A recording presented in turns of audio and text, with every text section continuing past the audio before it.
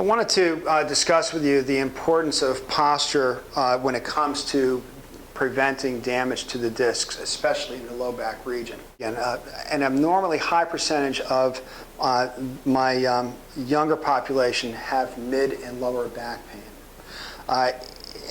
What I found is that many times it's the postural slouching that they do as they get into their teen years that causes this damage. And I'll explain to you why in a moment. But first, let me explain this.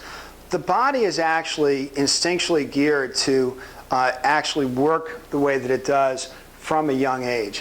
When you think about it, nobody taught you how to develop your neck curve inward, your mid-back curve outward, your low back curve inward. All these things happen instinctually.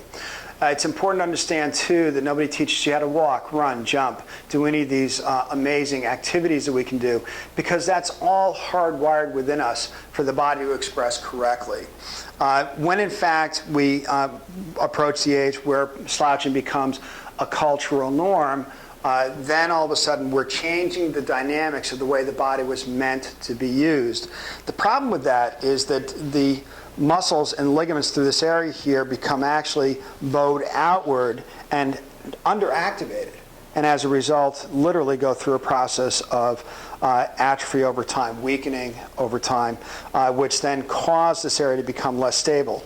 Beyond that, though, it's important to understand that the discs are fluid-filled shock absorbers, each one of them, that are between each of the vertebrae. These shock absorbers are glued to the vertebra above and below. There's no such thing as a slip disc. What happens is the disc structures are like jelly donuts. So when you're pinching the jelly donut on this side here, the jelly goes that way, away from the spinal nerves and the spinal cord within the spinal structure itself. When, in fact, you reverse the lumbar curve, and you do that habitually over and over again, you literally begin to pinch the discs back this way towards the spinal nerves and the spinal cord, which eventually can lead to a disc herniation. And the reason that that occurs is because over time, the actual wall of the disc, which is an outer tough ligament cover, develops micro tears. And then as the individual gets into their late teens, early 20s, and they're doing a lot of activities which require bending, and many times if they're unaware of the correct way of bending and lifting, they'll also add twisting while they bend to that activity, and that causes a shearing force to be put on the disc, which creates more and more tearing until the wall of the disc atrophies enough that you end up having a failure where the disc herniates. Another thing that's important to understand is that people don't really grasp what really is going on around how a disc herniates and also the permanency that it implies.